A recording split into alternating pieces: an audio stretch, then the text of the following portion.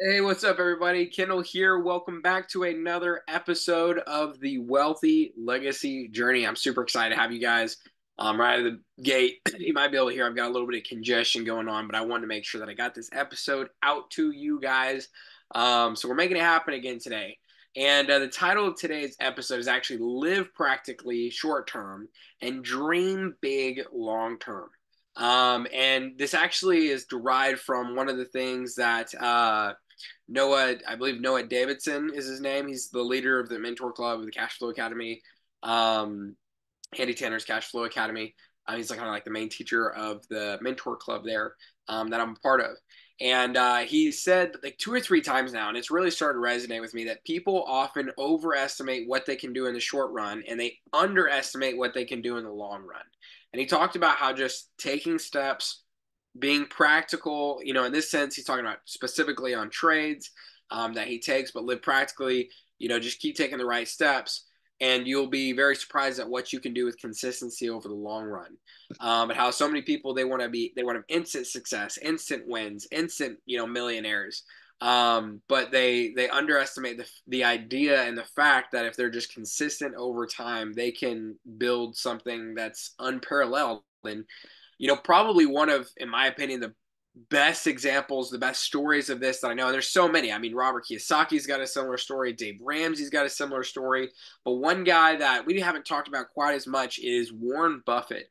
And I'll just go ahead and jump into this. I watched this documentary on him over the this past weekend, Becoming Warren Buffett, and you guys should absolutely watch this documentary. So I actually, in the resources doc, that's going to be at the top of the description in both the YouTube video and the Spotify podcast. I have links to several movies that I have found impactful in my own personal investing journey. So like The Big Short, Too Big to Fail, and then like Becoming Warren Buffett's in there. And there's a whole bunch of other ones, things that just give an interesting perspective in and around investing and like what's worked for people, what hasn't worked for people, just to kind of get ideas and also just to get your brain ticking in a little bit different way. Um, One of the things that was so interesting at the very beginning of this movie, Warren Buffett said, imagine that, I am going to give every single one of you guys a car. He's talking to this group of students. He said, after this class, you can pick out any car that you want. I'm going to give you one car, but you know what the catch is? The catch is you're only going to get one car for your entire lifetime. So make sure that you pick a car. You make sure you pick a good car. But then once you have that car, you're going to take the absolute best care of it possible because you know that you only have that one car. So you're going to maintain the oil changes, you're going to maintain the tires, you're going to maintain any repairs because you know that that car has to last you an entire lifetime. And he said, of course, you're going to be able to have more than one car over your lifetime, but he associated to the fact that we only have one body and one mind, and we have one lifetime. And so to use the time that we have well to take care of our bodies, to take care of our minds, to continue educating, to continue learning. And so I want to applaud you guys right now for being here, learning with me. I would highly recommend going and watching that documentary. If you use the link inside of the resources page, it costs the exact same as everybody else pays, but I do get this channel gets a little bit of a kickback off of that as an Amazon affiliate. So I really appreciate if you use that link. Um, but it's even really cool to just see, some of the things that Warren Buffett said was important. And the biggest thing, probably the biggest takeaway that I had is, well, there's a couple, but the biggest one was he gave such an importance to focus in whatever we're doing and whatever we're trying to grow, unparalleled focus in that direction. He also talked about some other different things specifically tied to investing, which is probably not necessarily as important on a holistic view. Um, but something else that I thought was really interesting that I do think applies to a lot of us in a lot of different categories of investing and business and entrepreneurialism is putting people before profits and putting those relationships and that reputation first. And he talked about how over the long run of his career as an investor, him having a solid reputation in the marketplace paid out in great dividends. So anyways, a way that I, though, am personally living practically short term, but dreaming big long term is the Etsy shop and the eBay shop are live. It's just so cool for Double Dare Your Money. And so if you're following along with us in Double Dare Your Money, we got that live. We got the shop set up like on Saturday night. We started at like 7:30. We finished at like 10:30, and both Libby and I were just like exhausted after a long week, long day. And we're like, okay, we gotta call it quits for the night. And so we're gonna list the other half of the stuff. Hopefully, maybe this weekend. It's actually one of my brother-in-laws is getting married this weekend. So it might not be this weekend, it might be next weekend. We're trying to be practical about how we divide out that time, while also, keeping in mind that we do have goals to hit as far as like timelines go. But the name of the eBay shop and the Etsy shop are both Cozy Home Knickknacks. And so I will probably have a link to those in the description if you guys want to check that out. But if you're following along and Double Dare Your Money, like, guys, please make sure that you're do the thing, right? But don't just destroy yourself trying to do it as fast and as quick as possible. Do it at a set pace, set a goal, and then say back your goal back out. So for me, my goal was to have double my money by the end of March. So in my mind, if I have everything purchased and listed by the end of January, I should be good. And so basically next week is Wednesday is January 31st. So next week you have the first on Thursday, 2nd of February is Friday, and then 3rd and 4th of February are Saturday, Sunday. So in my mind, I'm like, okay, if I get everything finished listed, beginning of next weekend on Saturday and Sunday, that gives me about 2 months for everything to sell and be able to leave things sitting out there. So I feel like that's a pretty good timeline. So that's kind of what I'm aiming for right now. But Cozy Home Knickknacks. Libby and I kind of picked that out together, but she was the main driving force on that. And it feels really good to have made a great step in the right direction for Double Dare Your Money. Another thing is this past week, as I was looking through my goals, what I was trying to do, the working out thing was just not happening. I've got a bunch of goals and a bunch of things that I have been able to accomplish, but that hadn't happened. And so I worked out one time last week. I was hurting so bad because it had been a minute since I've been in the groove. So I didn't hit my twice last week. I hit the one-time workout this week. I hope I can work out again. If I were to just start coming out and giving reasons, I'd just be giving excuses, and excuses don't help anybody. And so I've been looking really at that goal, specifically working out, going, I'm consistently not meeting that goal.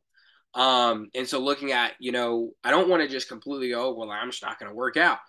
But maybe it's time to look at that goal and say, hey, maybe I need to make that goal a little bit more practical. Maybe I made the goal a little bit too big, a little bit unreachable, a little bit unachievable. What if I make it smaller? I could go all the way small as like one push up a day. But that's probably a little bit smaller than I'd like to start off with, going from like, 20-minute, cardio workout, which I already kind of was thinking like, okay, that's small and manageable, down to like one push up a day is probably smaller, but somewhere in the middle of that spectrum is something I might be looking at. So for you guys, if you've created your goals and you've, filled out your goal sheets that we have available to you guys on the resources Google Doc, and you're not reaching those goals, it might be time to step back and go, okay, why am I not reaching that goal? Is it because it's really not important to me, or is this important to me, but maybe I need to reduce the size of that goal so I can start getting momentum in a small way and then continue to build my way up. So yeah, I want to transition here though for any of you guys, and I try to talk fairly, in my mind, basic and simple, and phrase things in ways that I feel like most people could and would understand. But I want to tell you guys, like, if at any point you ever hit this, like, I don't know what to do with that information, or I don't even know what Kendall's talking about, I want to tell you guys that sometimes me personally in the mentor club with the Cash Flow Academy and stock market investing, when they start talking about like butterflies and iron condors and different kinds of like long or like puts and calls and delta, some of the stuff around like deltas and neutralizing and all these different terms that I've been like learning, they're just a new language to me, and a lot of it, like, there's certain times where I'm sitting there and I'm just completely lost, but I'm just soaking in the information. I'm soaking in the verbiage. And it's like going to another country and just getting completely inundated with their language. And it's like, okay, you're either going to like sink or swim here. Don't get me wrong. They had a great like kind of intro training program to get you inundated with quite a bit of the topics before jumping into the mentor club. But now that I'm in this mentor club, a lot of it's just figuring it out as I go. It's submerged into this new language, but it really is the best way to learn. And so I would tell you guys to, follow along in what I'm doing in my own personal journey is I'm wading into the unknown. I keep continuing to put my best foot forward. I ask questions whenever I need questions to be answered. I try to go find answers on my own whenever I can because I think that going to grab your own answers to questions is going to be able to help you learn even better because you're doing your own research. But then if you hit a point where it's like, I've researched this to the point that I cannot find any more, then ask the question.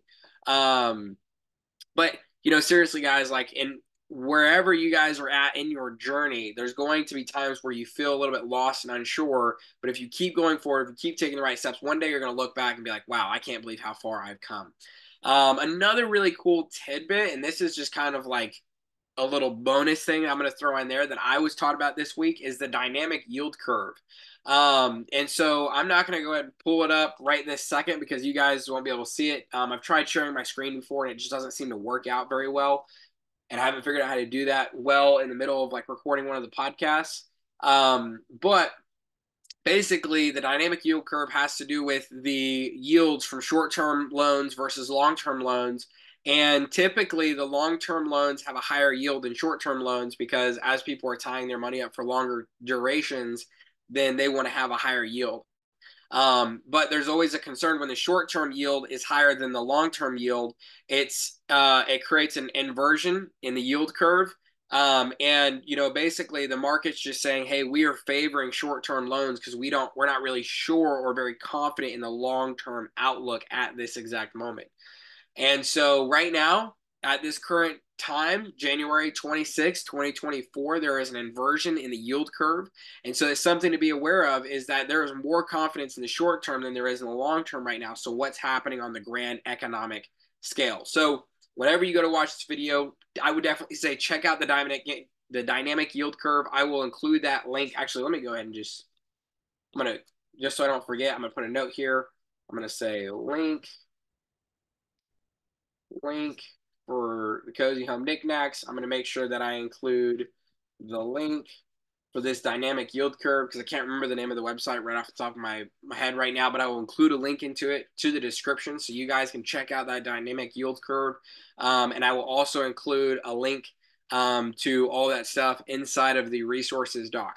Kind of transitioning a little bit here, though. This last week, I really had a good time of self-reflection and really figuring out, for me, I was asking myself, Kendall, like, what are your priorities? And asking myself, what are my priorities? And I might have the priority schedule that I would say in my mind, but does my calendar reflect those priorities? And so specifically, I broke down my work priorities and I was like, okay, because I felt like, I'm trying to give time and attention to the Wealthy Legacy journey. I'm trying to give time and attention to Double Dare Your Money. I'm trying to give time and attention to my day job. I'm trying to give time and attention to tax sales. I'm trying to give time and attention to the Cash Flow Academy. And also I've got my family and, everything else that we've got going on. And so just looking at, my standard work hours was like, my schedule is getting really, really full. And I felt like things were not being weighted the way they should be whenever I really kind of broke down my time per the week. And so, I broke it down for me first, like, okay, what are my priorities? And so I have 1A, 1B, 1C, and these are all kind of in the top number one category. And, for those, I would say day job because it pays the bill. Like that's 1A, I have to have that consistency. Consistency is key. I don't want to have to be thinking about how am I going to keep the lights on in a few weeks from now. That's going to put you in a scarcity mindset versus an abundance mindset, especially as an investor. If you walk into investment opportunities with a scarcity mindset, you're going to start making terrible decisions. You have to be able to walk into investment decisions with an abundance mindset saying, hey, I can walk away from this deal if it's not actually a deal. I'm not going to try to force a square peg into a round hole on this one. There's an abundance of opportunities out there. And I'm okay. I don't need this one. Warren Buffett specifically talks about a book called oh gosh, I forget what it's called. There's a guy sitting on the front page with a baseball bat, and there's like zones with baseballs, and he talks about like if he hits this exact spot, like his percentage of hits goes way up. Anyways, Warren Buffett talks about how he's in a no strike game. And so he can just look for things that really fit within his prime circle of knowledge. And then at everything else, he can just let swing by. man, I think I actually have it here. Bear with me. I'm almost positive I have it here in my notes on the Wealthy Legacy Journey for one of the books that we're going to be reading at some point. Let me see here. Um, Here's my book. Let's see.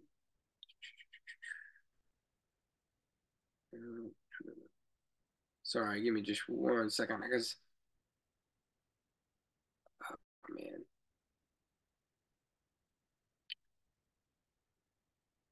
could have sworn I had on this list, but I don't see it here.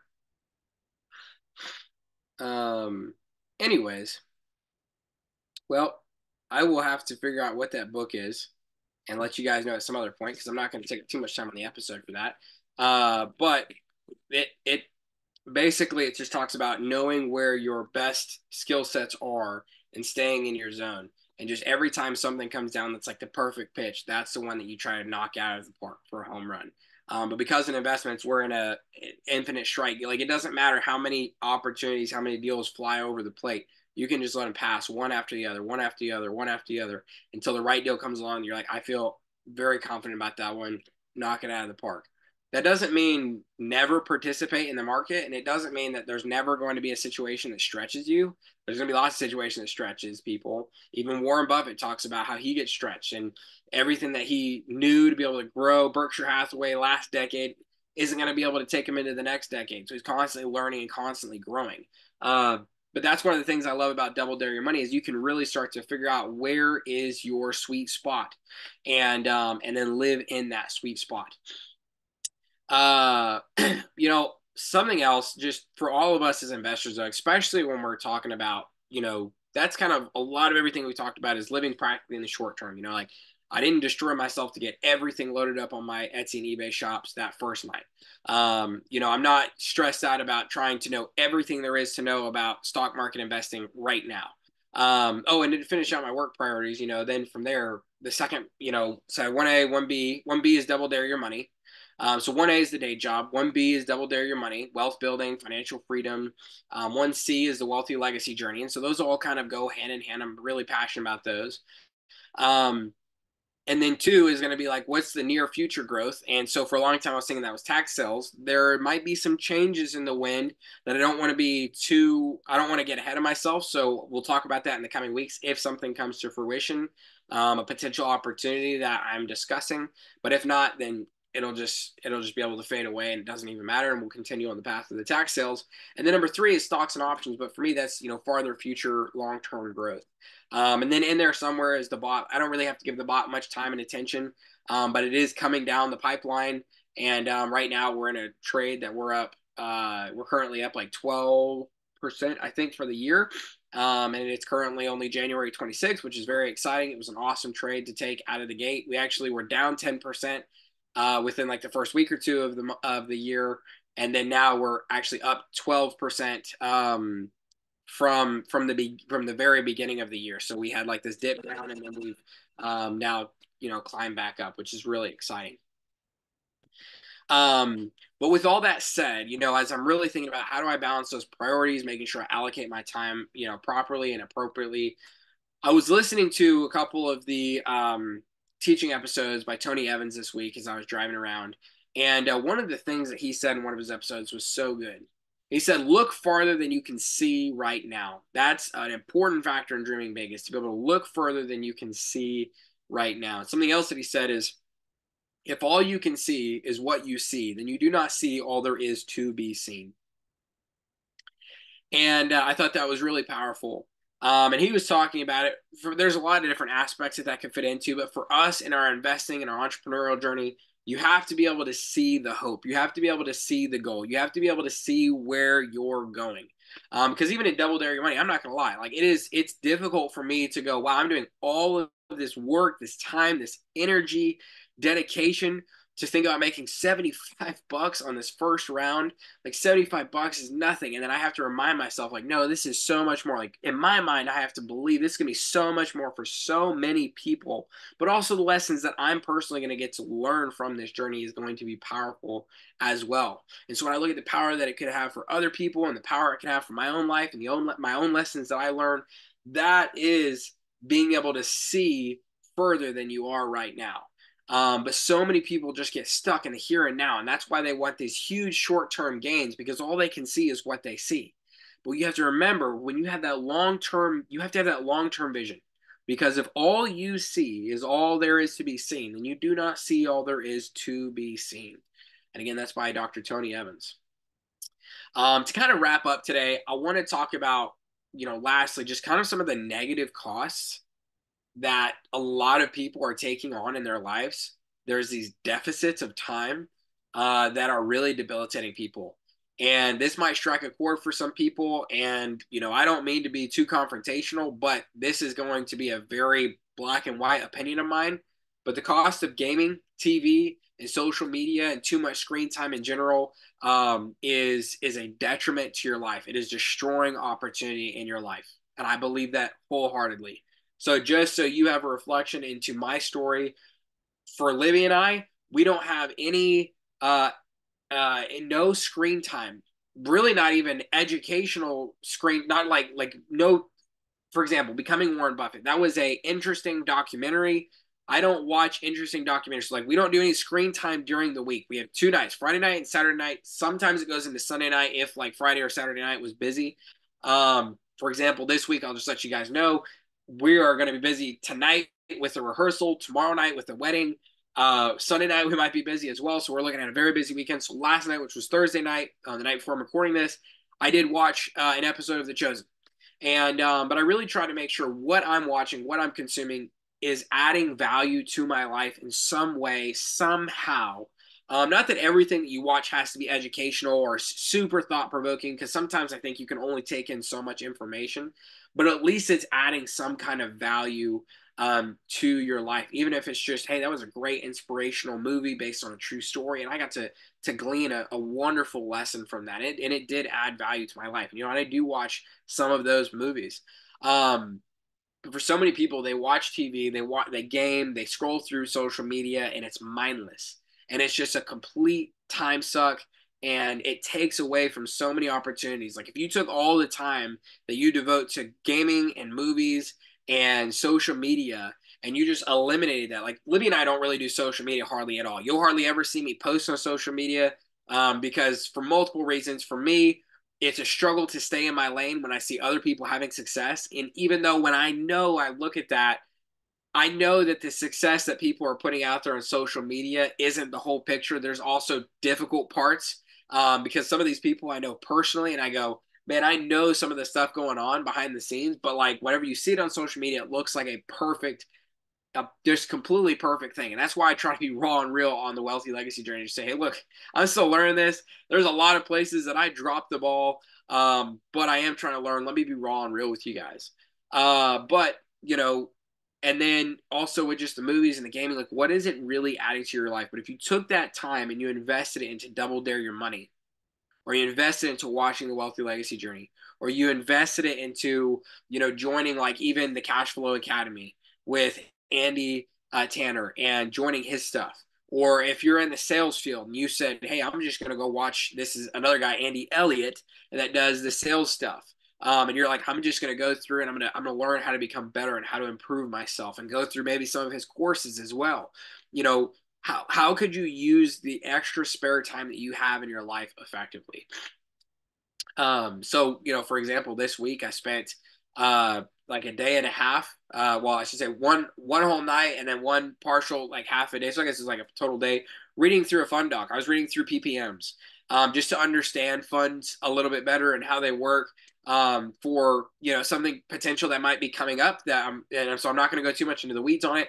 But I was reading through some PPMs and just trying to understand the ins and the outs, and I was researching funds, and I've already gone through a lot of fund, type training. I love buying like little courses for like $100 or something like that. So one of the great courses in and around funds is by Bridger Pennington, and Fund Launch. I think it's Fund Launch Academy or Fund Launch Live. I know there are events Fund Launch Live.